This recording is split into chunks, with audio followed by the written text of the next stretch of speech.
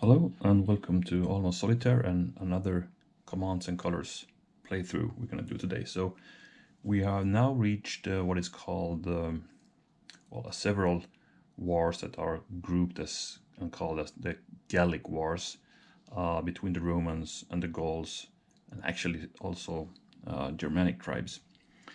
So it's usually said that the Gallic Wars began with the event when the Helvetii or Helvetii tribes were migrating from, today's Switzerland towards the west, because they were under pressure from Germanic tribes at their borders, so they wanted to settle in a more, calm or peaceful place. So that's why when they were migrating, their plan was to move westwards, as I said, around the Alps and kind of settle in the northwestern parts of Italy. That was, of course, a big concern for the Romans. And at this point of time, Julius Caesar, or,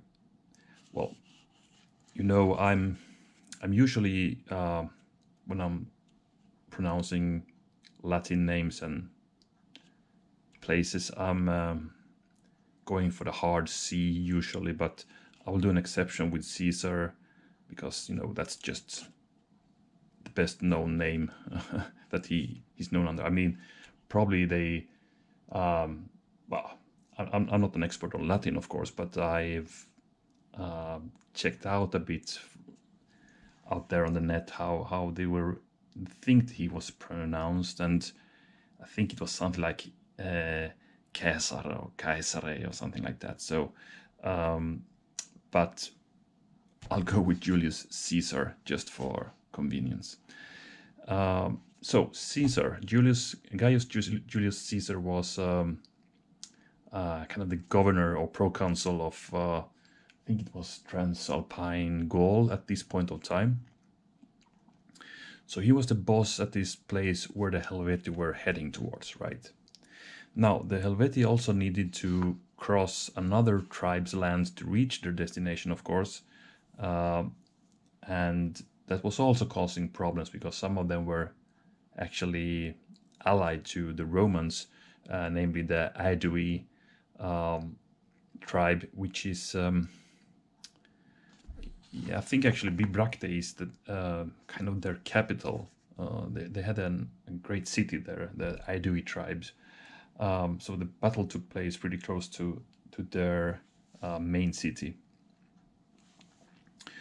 So I think that Romans, of course, contacted the Helvetii to try to convince them to go back to their lands, not to do the migration, probably under threat of war if they didn't comply. However, the Helvetii continue with their migration. They were set to meet their goal of reaching northwestern Italy, so they just marched on.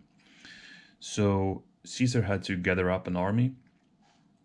He did also kind of a lot of new recruitments at this point of time, but he also had some veteran legions with him in this campaign. So he closely followed the Helvetii, and when they were crossing a river, I think the river was called Son, when the Helvetii had crossed with kind of 2/3 of their whole population there, he attacked the rear. I mean, Caesar attacked the rear of them and pretty much slaughtered them. A huge, victory for the Romans there, but it was really, it was kind of a sneaky attack to in the rear part of the Helvetii who were just crossing that river. Okay, so probably the Helvetii got more wary of that and kept more guards around, because Caesar was then following them when they continued westwards, reaching the Aedui lands. And yeah, so Caesar followed them. I think the Helvetii actually offered battle a few times during that pursuit or when they were shadowing the Helvetes. But Caesar refused to battle because he knew he was outnumbered and needed if he was to give battle, he needed a good place where he had the tactical advantage in the battle. However, after he had shadowed the Helvetii army for a few weeks, I think maybe 2 weeks, he got some problems with supplies because after that battle of the River of Sun, the Romans had to cross the river as well, and they did that with pontoon bridges, but he had problems with getting through his supplies. The troops he managed to get over pretty quickly, but the supplies took a long time. I mean, these wagons and all the other stuff over there. So he was beginning to run out of supply. So he had to retrace his steps towards the Aedui, his allies, to get supplies from there.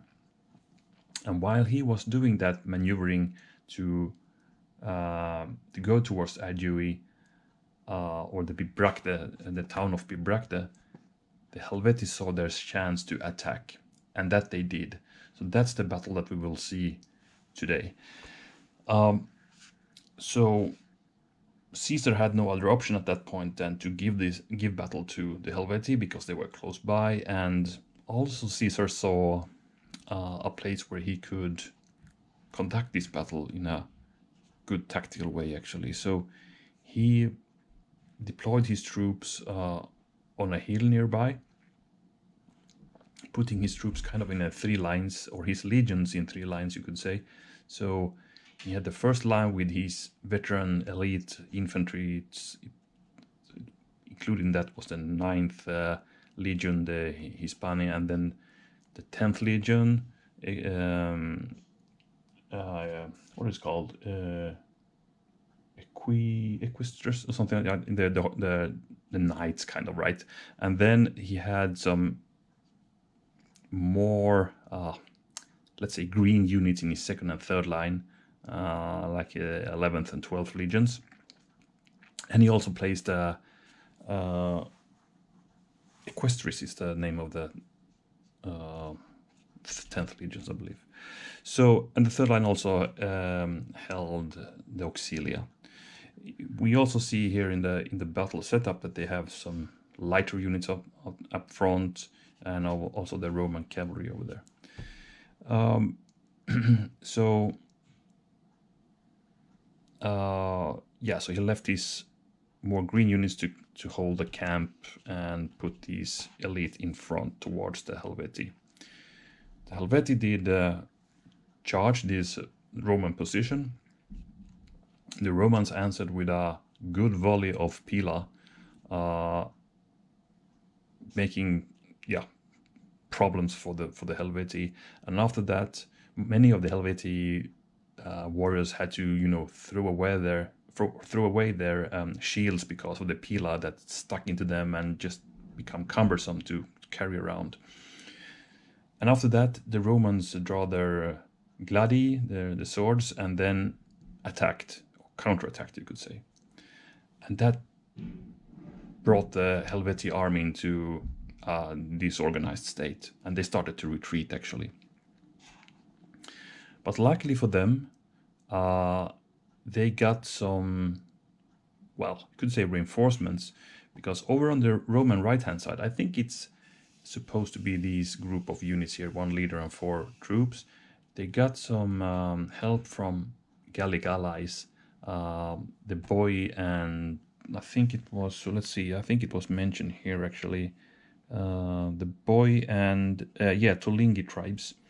So they were suddenly appearing on the right-hand flank of the Roman army here. So Caesar had to do a quick reorganization here. So he had to face some of the lesser experienced legions against these new threats. They were not as numerous as these guys. Anyway, this attack on the Roman flank gave the Helvetii new hope of victory, so they turned around again and the battle commenced. Anyway, the Helvetii, even though they were outnumbering the Romans, didn't really have a chance. The veteran legions just, wear them down piece by piece. Also, these flank attack failed eventually. So the Helvetii did flee. The Romans were coming into their camp. I think that maybe had been a separate event when they came into this camp actually, and eventually also the Helvetii had to, they just pretty much they gave up and put down their arms to Caesar, who ordered them back to their homelands. It's also said that Caesar found in the Helvetii camp some documents in Greek that held the numbers of the Helvetii tribe, which Caesar said was several hundred thousands men or people, not just warriors, of course. But you can imagine maybe a fourth or something like that. Maybe we're warriors out of those, so that's a big number of warriors anyway. However, more modern research thinks this is very exaggerated numbers, so probably they were under 100,000 people in this migration event. Anyway, a big Roman victory in the end, and the problem was solved for now. There were other things happening in the year of 58 BC, which we also will see in the future scenarios, but at least this threat was well, disintegrated, you could say, because what the Romans really were afraid of, if the Helvetii left their homelands in today's Switzerland, it was pretty sure that those empty lands would be filled by Germanic tribes, and they were even more hostile towards the Romans. So that was the reason why the Romans didn't want the Helvetii to migrate. They wanted those as the buffer against the Germanic tribes, and also, of course, they didn't want to have the Helvetii settle down in the lands of Romans in the northwestern Italy or the Transalpine colony. Okay, that's it, I believe. So for the historical background, at least. So let's check out the war council. So we have the Helvetii with various tribal chiefs as the leader. We have actually two leaders. So I think this is the Helvetii leader, and this would be the allied leader over here. They will get 4 command cards, and they will actually move first. The Roman army led by Julius Caesar, which has an own block, which we will look at in a moment, and they have 6 command cards. We'll fight till one side reaches 7 banners. Then we have some special rules. We have the Julian Legion rule, so that's a new one. Let's see now. And we also have a Julius Caesar rule in effect, so we're going to check what these rules really mean. So here with the Julian rules. Okay, so first of all, it will have the same as the Marius rules, so they can now, throw the pila, 1 battle die, and they can throw that if they stand or move 1 hex. It may not move. It may not use ranged fire if it moves 2 hexes, because that's one of the exceptions, or the new rules rather, that we will see now. So Roman heavy infantry and medium infantry may move 1 hex and close combat as normal, or ranged combat, right? Or may move 2 hexes and not battle. So they now have a movement factor of 2. This is a big thing. Of course, they now have much more mobility than the enemy counterpart of heavy and medium heavy infantry. Okay, so that's it. This is just historical info about it. Then we have a Julius Caesar rule. So it says when the Caesar leader is attached to any Roman unit, that unit will battle with 1 additional die in close combat, including battle into or out of terrain hexes that reduce. When attached to a Roman foot unit, except war machines, the unit may move 2 hexes and close combat. So this is really a big booster.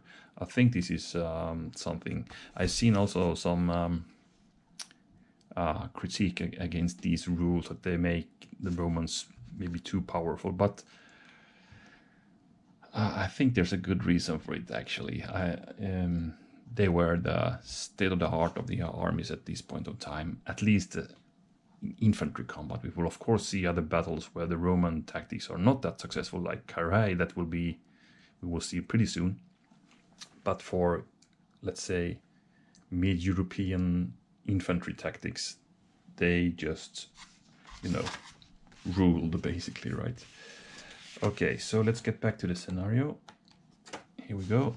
And we have some more special rules. So that's the Julian Legions rule. So pretty much the difference is that they can move 2 hexes now, in addition to the Marians rules. So Julius Caesar rule will give them attached unit 1 more die in the combat, and they can move 2 in battle. Okay, the 2 Roman auxiliary units in the Roman camp hexes represent the new recruits ordered to stay behind. These units cannot move or advance out of those hexes. They may, however, engage in ranged combat, close combat, or battle back when attacked. So that's these 2 units here. They cannot move out of these hexes. Then we have this rule in the end. When a friendly unit occupies an enemy camp hex at the start of that player's turn, the player gains 1 victory banner that cannot be lost. Remove the camp terrain tile hex and collect the victory banner before playing a command card. So both sides have 2 camp hexes. The Roman camp is behind the hills here, and the Helvetii had their camp a bit spread out here in 2 hexes. So that's it. So let's also check the battlefield then. I'll just move this a bit closer. Like that. So here we go. As you can see, we have loads and loads of troops in this battle actually present. So if we start over at the Helvetii side, back there we have the camp. We have 2 medium heavy cavalry units, kind of the noblemen of the tribes here, and we have also the chieftain or the king here with them. Back also in the camp we have 1 warrior unit occupying 1 of the camp hexes. Then down here we have kind of the second line of the barbarians. We have warriors auxilia, more auxilia, warriors, and then we have this group. We can take them as a separate thing in a moment. The front line is a mix of heavy and light troops. We have on the flanks here and here we have light infantry. We have more auxilia here, and actually 1, 2, 3, 4 warrior units at the front line here. Some of them can already reach enemy units, but all the troops they can reach are troops that can actually evade. So yeah. Then we have this group of the allies. We have another cavalry unit attached to the leader, and then we have 1 warrior, and in front of them 2 auxilia. So these are the Boii and Tulingi tribes. The Roman side, as described, we have some lighter first line here. With note, by the way, that the barbarian army or the Helvetii army don't have any long-range skirmisher units, no slingers or bows. So here on the flanks we have something that looks like velites, but it's well, I'm sure they will call that anymore, but at least it's light infantry. We have 1 on each flank. And they also are accompanied with a heavy or medium heavy cavalry unit, legionary cavalries. supporting them and protecting them probably. Then we have in the center 2 bow units.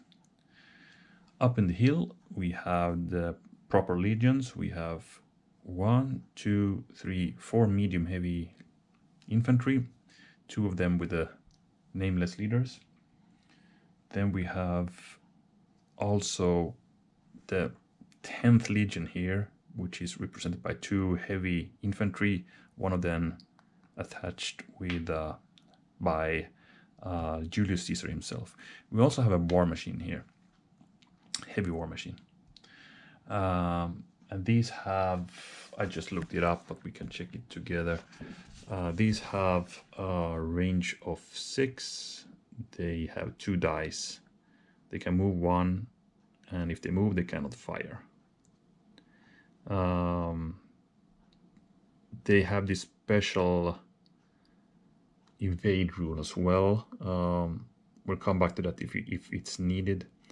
They retreat 1 hex, and they don't hit with swords in close combat.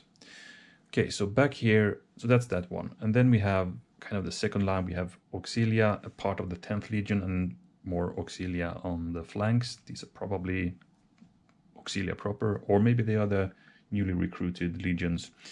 And back in the camp, 2 legionary, Auxilia units that are kind of static here. They cannot move. So that's it.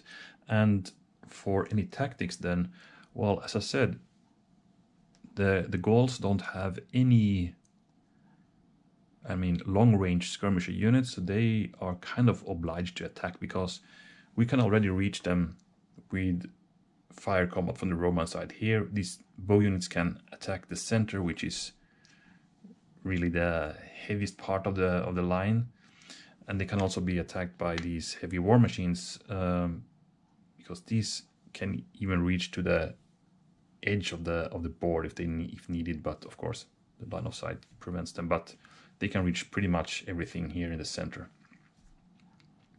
So as for the Gauls or the barbarians, they need to attack. They have nothing to gain by just standing back there. They could of course just take 1 step forward and then engage with their ranged units, but I think we're gonna go with a kind of a historical thing and attack with them.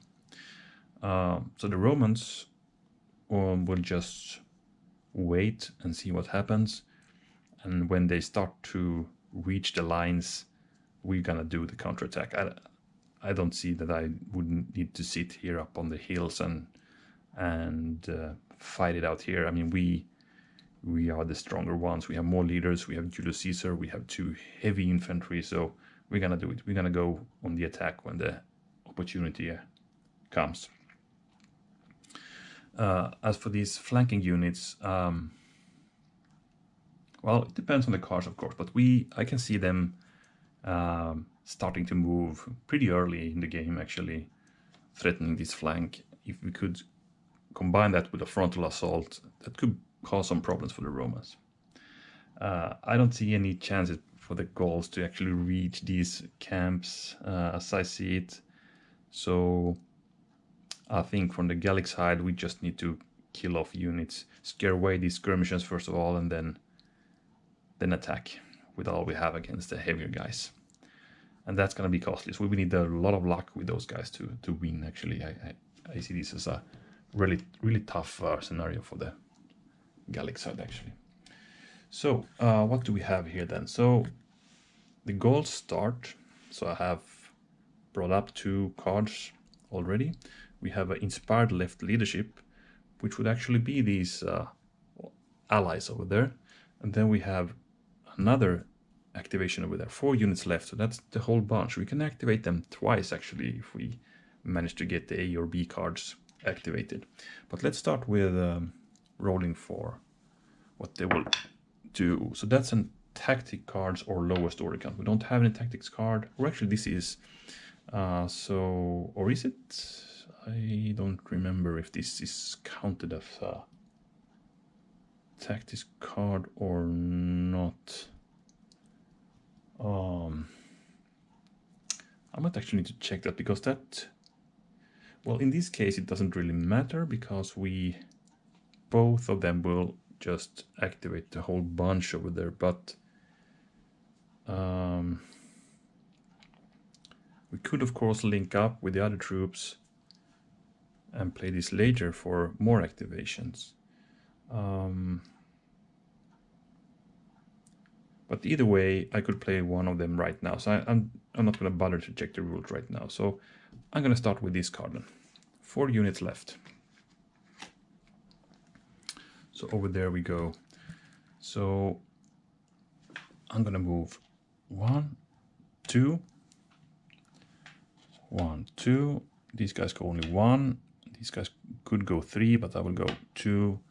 Of course, I'm blocking these guys from retreating, but they are now supported. They could be, of course, assaulted by these guys, but we can then counter-assault with those guys, and I'm not sure the Romans want to use the cavalry already there, but they certainly need to do something over here now. And since these guys went 2 hexes, they cannot battle. We just replace this one and go to the Roman side. Oh, let's check out their A and B slots. You have a mounted charge. Well, that could actually call in for an attack, but I need to, well, 1, 2, 3, you can reach them. Well, that could be something. We could counter charge already. Then we would also want to do something with these guys, I believe. Well, let's see.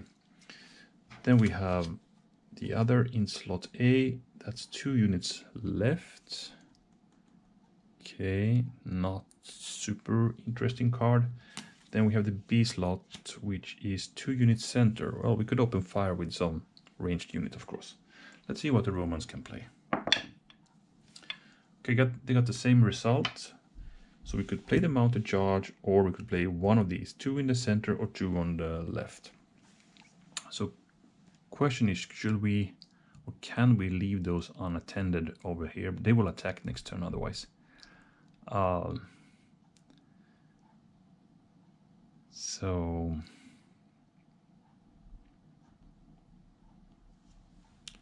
let's see now. So if we do the cavalry charge already, we could attack here with 4 dice. They can ignore 1.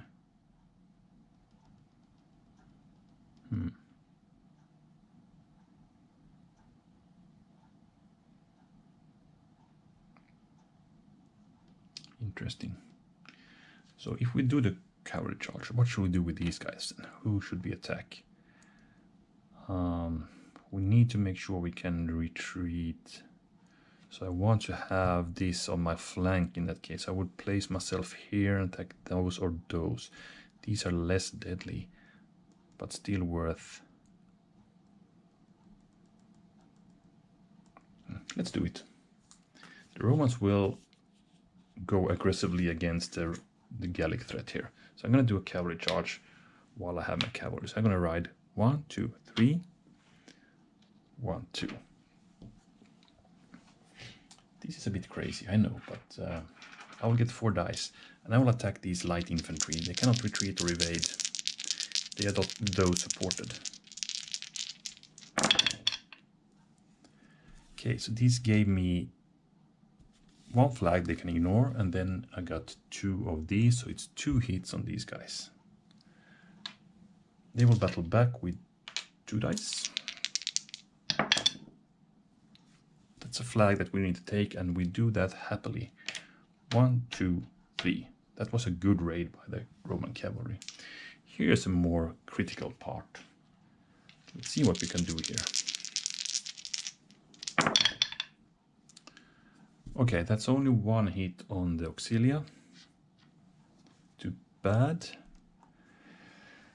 And they can now battle back actually with 3 dice. Oh, they got 2 hits on us. Oh, wait, that was a bit tough actually. Okay, so interesting result. Good raid on the left flank of the Romans, but on the right hand side they bounced against this mass of Gallic units coming in great columns there, I believe. So we're gonna replace the card and go back over to the Helvetii side. So we got the A or B, so they could actually continue over there, or they could play this one, which would be heavy troops, which they have none. So this will only order one unit, but I will now put some pressure on the Romans on the left-hand flank. So I will activate all these units. Let's see now. I want to countercharge with my cavalry, so I'm gonna go out from the woods here. These can battle. I will go into the woods with these guys. The cavalry will countercharge. And these guys will just step forward. I think Auxilia, when moving into woods, may battle. I think so. Because they are kind of light, but I think I need to check that, to be honest, so I don't play it wrongly. So I'm gonna check that in the rules really quick and be back in a while. Okay, so they can battle while Auxilia may battle when they move into woods, but they will only battle with 2 dice. But this is, I think, a good opportunity here. So I'm going to start with the cavalry charge, or the counter charge of the boy cavalry. So 3 dice, 1 hit needed. That we actually got 3 hits on those guys. The boy seems to have the Gallic tribes seems to have the dice with them today. So we got the first victory banner for the Gallics. So these guys can move. They can move 1 more. They will do that, and they will attack here. These guys will now evade over here, but I'm still gonna roll my 3 dice, and any greens are hits. Wow, we got one. We caught one before they reached the hills. Anyway, they were too much in panics. They had to run down from the hills as well. So these guys don't have any target anymore, but these do. So they're gonna throw javelins uphill. I think that's not a reduction in dice, so we're gonna roll 2 dice up that hill against that legionary unit. Nothing though. No, sorry, that was only 1 die they moved, but they didn't hit anyway, so no worries. Okay, that's it. That was pretty cool. Kind of a reckless Roman cavalry attack by me there, but I was hoping to roll a bit better with the cavalry charge card, but we only got 1 hit on those guys. So we are really hard pressured by the Gauls on the flanks here now. Let's see how the Romans answer to that. It's the Romans' turn. Another tactics card or lowest order count. So we have, I think we need to see what we have in slot A then. And that's a double time. Okay, so with the new Roman, the Julian rules, I think it said that a double time still allows these guys to move 2 hexes, but they can battle. So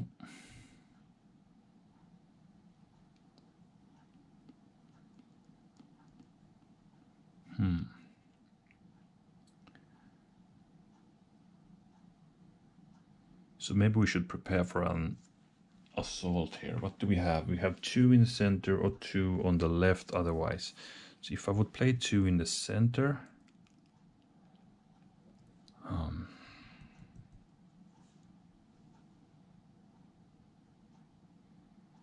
man, we don't have really much to counter here. I don't want to play the double time here, I believe. It's not that efficient. So I think actually I will at this point just play 2 in the center. And I will bring forth the 10th Legion a bit, preparing them, because I might later on with a double time instead attack the Gallic main line, hoping these guys will hold the flank. I mean, it would be not good if these guys can roll the back of the line and reach the camps. That would be not so good, but I think we have troops to prevent that from happening, and we're gonna hit hard on the center line instead, I believe.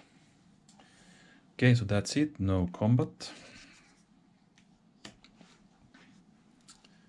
Back to the goals.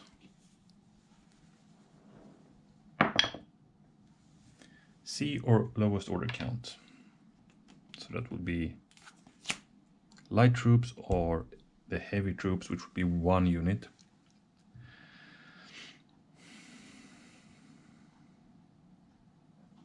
I might play the light troops now. So we have 4 light troops to order.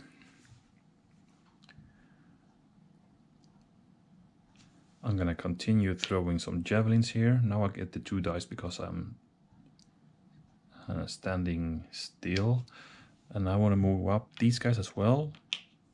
They will throw 1 die, so I'm gonna bring back 2 blocks. And then also 2 more units to activate.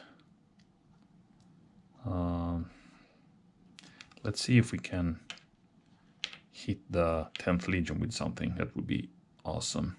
If I move these guys forward, they cannot evade. They will be crushed in the next turn. So I'll wait with that. Instead, bring forward some light infantry into the woods. Okay, they moved 1 die. Here we go. So let's start on this flank. 1 die against the Roman light infantry. That's nothing. These guys tries the 10th Legion, see if they have the shields up or not. A flag, no problems here. These guys, 2 dice against that legionary unit. A flag, I don't bother to take it. Then we have 1 die attack to do against the same unit. Nothing. So no good skirmishing there by the Gauls. Okay, fair enough. So the Romans. We have an A, B, or C. So it's a double time. 2 units left. A rally. Not needed right now. Inspired center leadership. That could be Caesar with 4 units or this guy with 4 units. I think I'm going to take Caesar. I'm going to prepare for my assault now. So I'm going to play the Inspired Center Leadership. Activate Caesar plus 4 more units. And now I'm going to bring down these guys. I'm going to...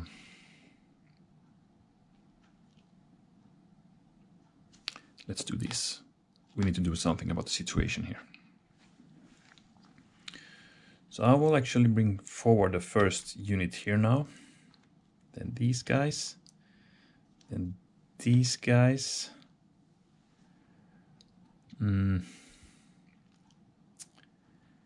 Thing is, I would like to get these guys down here, but they are then blocking the line of sight of these guys, and I don't like that.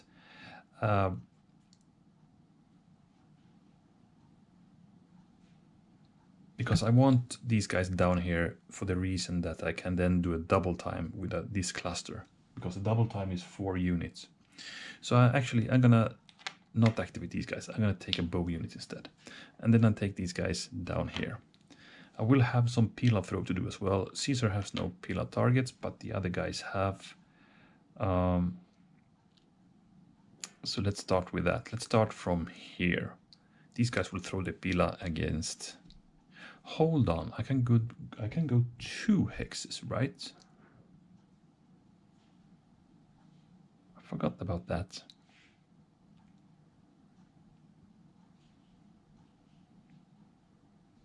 Yeah, I will do that then. But then these guys cannot throw the Pila. But I will go 2 with these guys as well. They will not throw the Pila. These guys will kind of hold the rear here, so they can throw the Pila because they only moved 1 hex. So I'm going to first attack the light infantry here with my legionaries. They will evade, of course, or try to. But we're going to roll our 5 dice and see what happens. No hits actually, none of them caught, so they got away. Need to rush back 2 hexes. So we scared to get away those lights. We have this peel attack, 1 die against. Let's take it against this already reduced one. Nothing.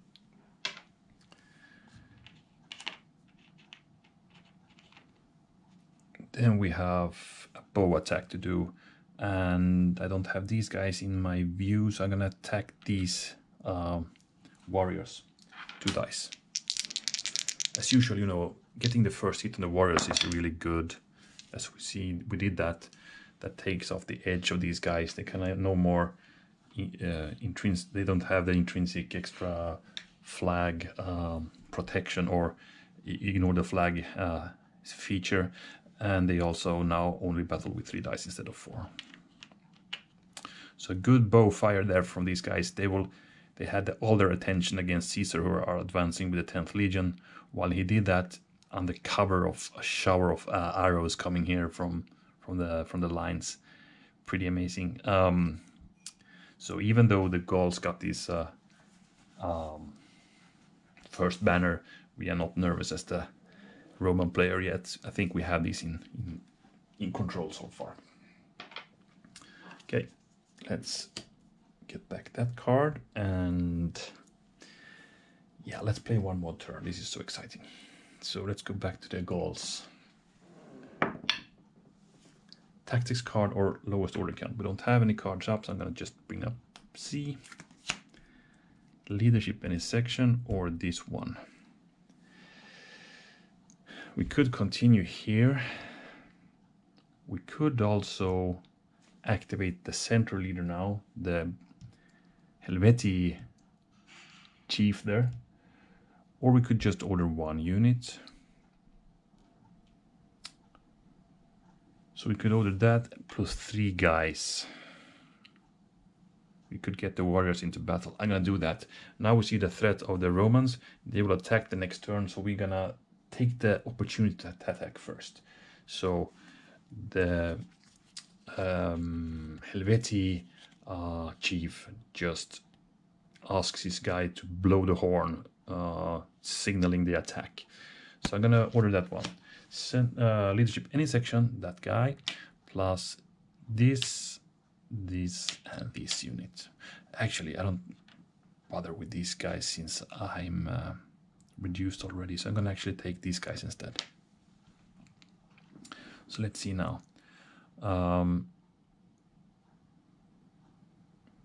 These guys have an additional die. I want this guy to attack, these guys to attack the 10th Legion here, maybe these guys. This guy will just take 1 step forward to throw some javelins against Caesar.